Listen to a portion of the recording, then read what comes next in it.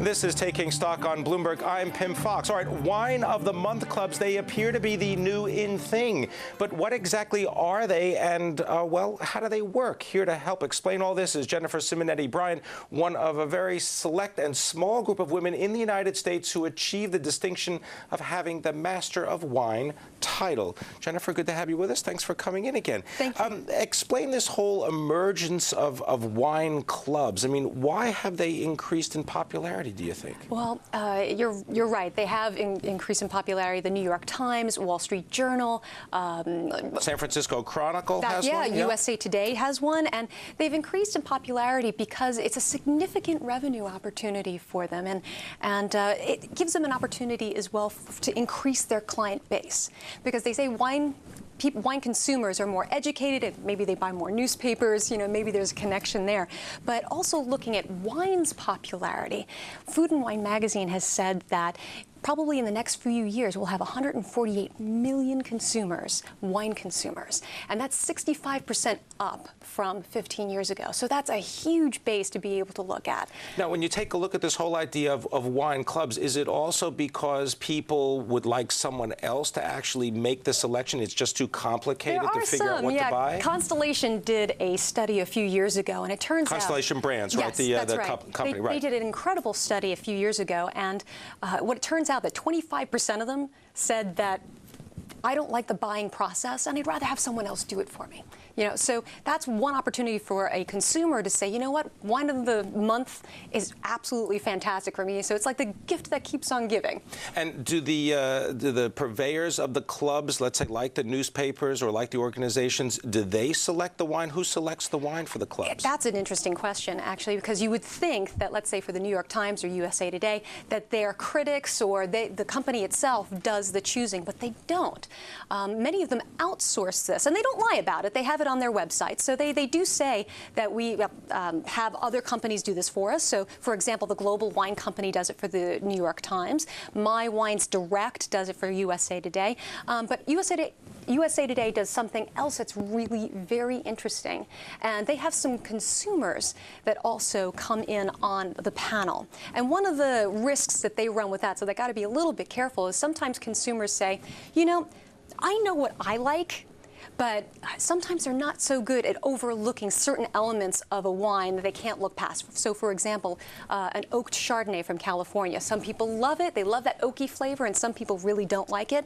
But a consumer sometimes is not able to look past that oakiness and say, oh, it's a terrible wine. That's where you need experts that come into play who are able to look past some of that and say, you know what, you may not like an oaky character, but for the whole picture of what the wine is, you're able to say that's a great quality wine. When I did the Master of Wine exam, it was, I had to identify 36 wines blind. And so in order to do that, you have to be able to look at the quality.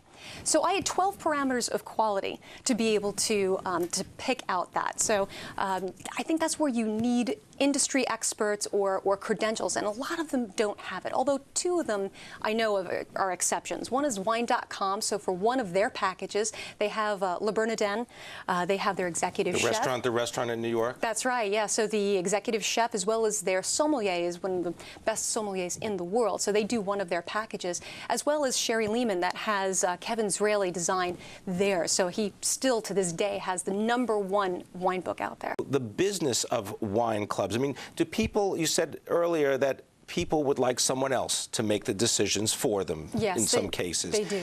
Do they get a good deal on the wines when they join these clubs? Well, sometimes they can. I mean, some of them have policies in terms of they only choose small, boutique-y kind of brands. The New York Times say that that's what they do. Some are very well-recognized brands, like Wine.com. Wine.com does a lot of that. So having someone choose it for you can be a very good deal, but sometimes they'll give you a volume discount. And standard in the industry is about, 10%. But to really look for the good deals, you need to look at the number of offerings that these wine clubs have, because some of them only have one. Wine.com has 4, and Sherry Lehman has 9. So there's a lot. So you can get to pick your price points. Absolutely, and you can say how many times you want it per month, or if you want only red, or you want only white, or you want only sparkling. Sure, you get a lot of different different choices. What about in terms of learning from this whole exercise for individuals that maybe they don't want to be part of a wine club, but they want the same kind of price discount? I mean, can you typically go into a wine store, and if you're buying a case of wine or more than a case, you just ask for, what, a 10% discount or more? Well, 10% is usually standard, but you know what? The worst they can say is no. So just go ahead and ask. Why not? What about the experts that are always talking about wine, just to shift it a little bit, because we know that Robert Parker, a very big influence in people's buying habits, as well as Jancis Robinson of the FT. How do you kind of assimilate all that information? I mean, are they different in the expertise? It's really great that you say that, because when you take a look at a lot of these ratings that you see, whether it's Wine Spectator, Jancis Robinson, or Robert Parker, they all have quality parameters. I was telling you about through the MW exam. There may be 12 that you look at, but every critic does it differently. And you can tell by looking at the tasting note. So let's say Robert Parker in his tasting note talks about, how intense it is and how concentrated it is, and gives it 98 points. You can tell that that's what is important to him. So he prioritizes those things in quality up on his priority list. Whereas Jancis Robinson will say something like, I love this wine because it has lots of refreshment and it has lots of finesse. So it's almost like stock analysts in the investment business who they specialize in various types of industries. They do. Robert Parker specializes in Bordeaux.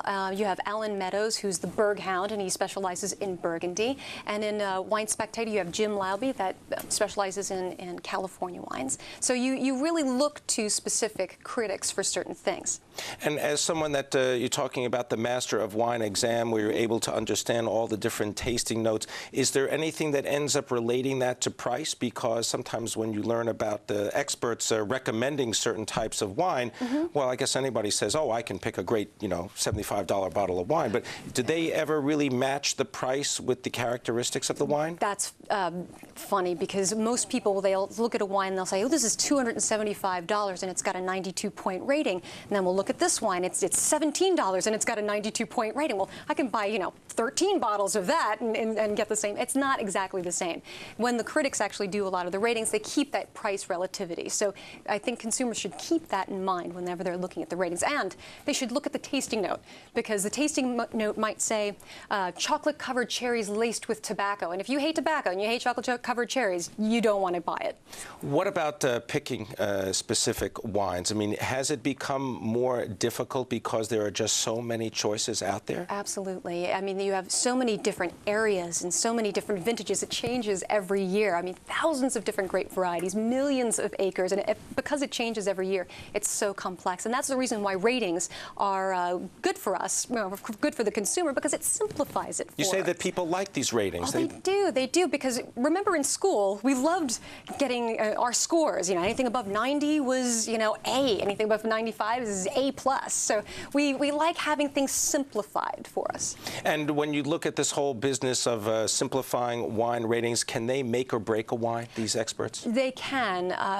Robert Parker, especially in Bordeaux, they kind of wait for their pricing to see what he's going to say. And whether that's right or wrong, that's what they do, because he had correctly identified the 1982 vintage as an incredible year, and it turned out to be an incredible year. So he has a track record with So it's almost like selecting a great stock. You make one great call, and then people listen to you for a long time. That's right. All right. I want to thank you very much. Appreciate your coming in. Good to listen to you and share your thoughts on what's going on in the wine industry and the Wine of the Month clubs. Thank you very much. Thank you. Jennifer Simonetti-Bryan.